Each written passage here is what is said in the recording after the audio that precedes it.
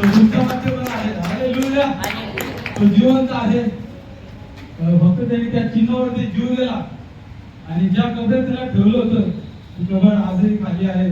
तो उठलेला आहे, तो जिवंत आहे आणि तो आपल्या संगती आहे. हालेलुया. त्याला तुम्ही जे काही मागशाल ते तुम्हाला दिल्याशिवाय राहणार नाही. हालेलुया. आपण एक गीत घेऊया. देव मानव झाला, धरतीवर आला, मानवात शिरला. सर्वांना येतंय गीत हे.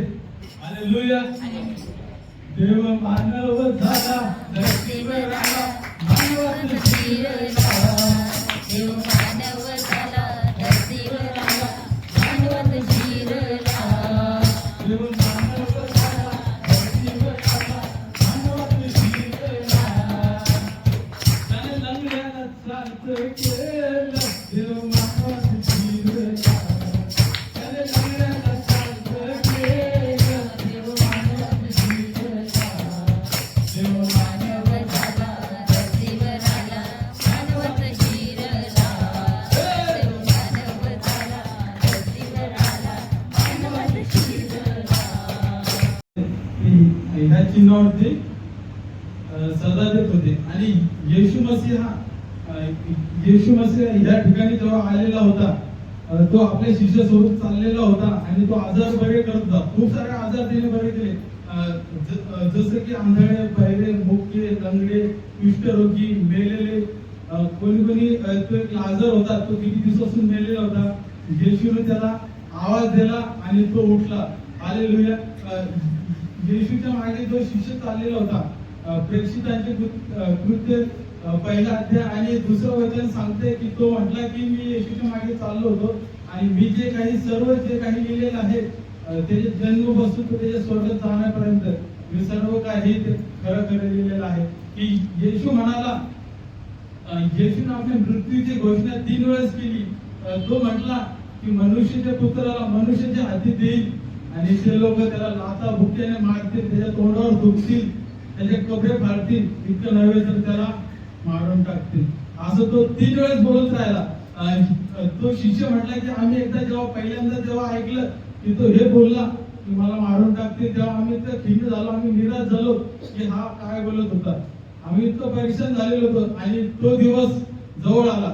येशूच्या एका चेल्याने, येशूच्या चेला यहूदा नावाचा, त्याने काही पैसे घेतले, काही सोन्याचे शिक्के घेतले आणि येशूला धरण्यासाठी त्यांनी प्लॅन केला. येशूला माहिती होतं, येशूने सांगितलेलं होतं की मी ज्याला घास भरवतोय तोच मला धरू देईल. तेव्हा सगळे शिष्य म्हणू लागले की गुरुजी मी तर नाही. तेव्हा तो चेला म्हटला गुरुजी मी तर नाही. येशू म्हटला की तूच आहे, तूच मला धरून देणार आहे. आणि तो निराश झाला आणि येशू म्हटला की तुला जे करत आहे ते लवकर करून टाक. आणि तो गेला त्या राजाकडे आणि त्याने ते शिक्के घेतले आणि येशूची चुंबन घेऊन तो येशूला धरून देणार होता. तेव्हा येशूचे चेले ते तयार झाले की येशूला जेव्हा धरायला ते सैनिक आलेले होते, त्यांच्यामध्ये युद्ध झालं. त्या सैनिकांमध्ये आणि शिष्यामध्ये युद्ध झालं. त्या शिष्याने त्यांचे कान कापले एका सैनिकाचे. आणि येशू म्हटलं की थांबा, युद्ध करू नका, मला युद्ध नाही पाहिजे, तर मला दया पाहिजे, असा येशू बोलला. आणि ज्या सैनिकाचे कान कापलेलं होतं, येशूनं ते कान कापलेलं त्या सैनिकाच्या कानाला लावलं आणि तो बरं झालं. त्या ठिकाणी येशूने चमत्कार केलेला होता आणि त्या लोकांनी धरून त्याला वधस्तंभावर खिळलं. पण त्या रात्री त्याला धरून देण्यात आलं होतं.